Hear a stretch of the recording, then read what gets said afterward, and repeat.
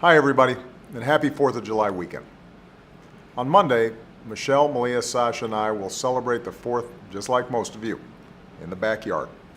We'll hang out with family and friends, throw some burgers and dogs on the grill, and watch the fireworks show. Of course, we're fortunate enough to have the South Lawn as our backyard, so we're going to fill it with hundreds of our troops, our veterans, and their families. Over the past 7.5 years, it's become one of my favorite traditions. We get to celebrate our freedoms while doing what we can to honor all those who serve and sacrifice to make that freedom possible. And I know that honoring our service members, our veterans, and their families is something that so many Americans try to do every day, without fanfare or expectation of anything in return. For the past 5 years, Michelle and Dr. Jill Biden have tried to follow the example of so many of those Americans with their Joining Forces initiative. They've rallied businesses to hire more than 1.2 million veterans and military spouses and helped reduce veterans' homelessness. And just this week, Michelle and Jill announced a breakthrough on a concern they've heard again and again from the military spouses they spend so much time with. And that's the issue of professional licensing. This is something that most Americans aren't familiar with, but for military families, it's a big challenge. Here's why. Our troops are often transferred from base to base. It's part of the job. And because their families serve with them, that means their spouses move 10 times more often than the rest of us. 10 times more often. As you might expect, that's tough on a career.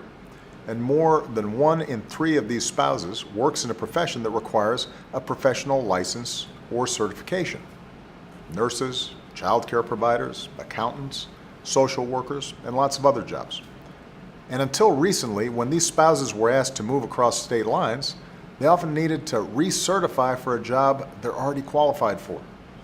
A nurse with years of experience might have to take entry-level courses, or pay a fee, or wait months for paperwork to be processed before he or she could get back to work on the job they love and lets them support their families. It didn't make any sense. So we changed it.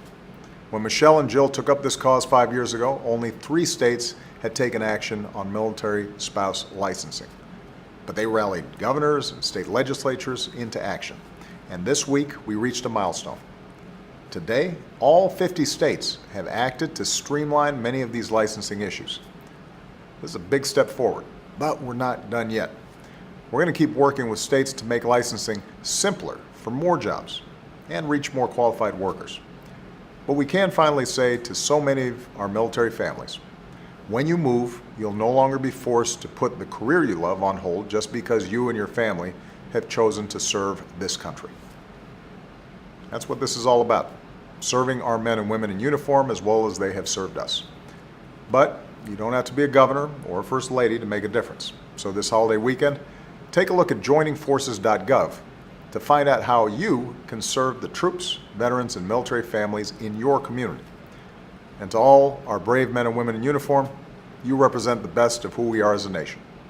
On this day and every day, we thank you. Have a great 4th of July, everybody.